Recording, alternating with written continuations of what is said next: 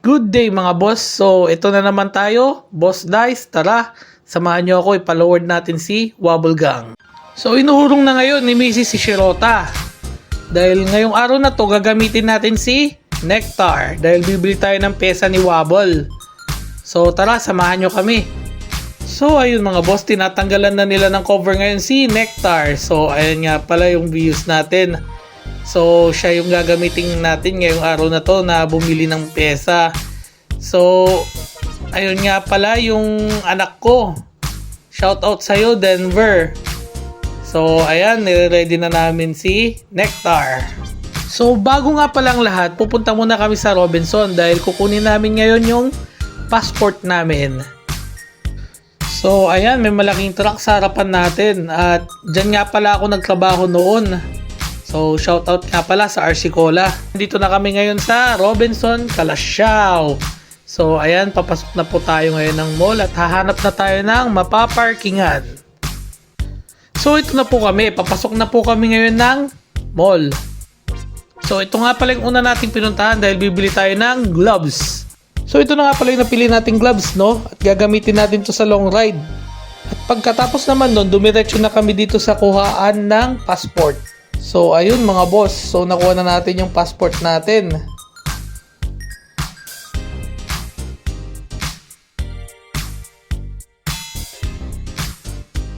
Pagkatapos dun sa mall, didiretso na tayo sa shop ng tropa ko, yung Zia's Motor Parts.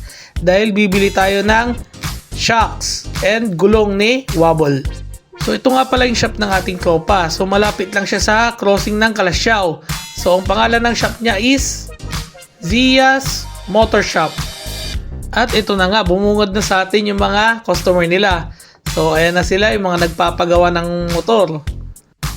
At ayan nga pala boss, yung mga pagpipilian nating mga accessories ng motor, no? So meron ditong shocks, hand grip, footrest, lever at madami pang iba. So ayan nga pala yung boss. So shoutout sa'yo Boss Robert. So, siya nga pala yung may-ari nitong shop, mga boss. So, eto nga pala yung mga gloves. Then, meron din tayong GB box. So, ayan yung mga mugs. So, madami dito mapagpipilian, mga boss. So, punta lang kayo dito sa Calasiao lang yan.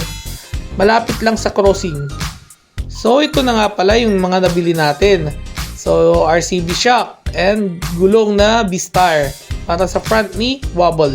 At pagkatapos naman nun, inuwi na natin yung ating sasakyan at gagamitin na natin ngayon si Wobble dahil ipapagawa natin siya ngayon sa bunuan kay Chopstick. So shoutout nga pala sa'yo Chopstick.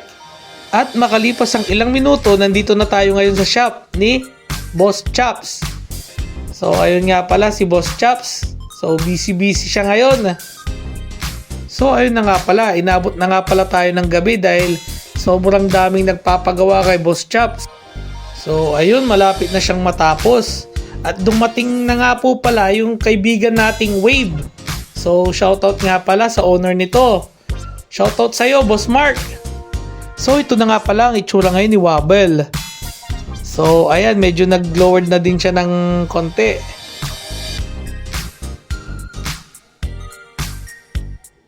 So ayan yung binili nating shocks. And yung binili nating gulong. So maraming salamat. Kita-kits sa next video.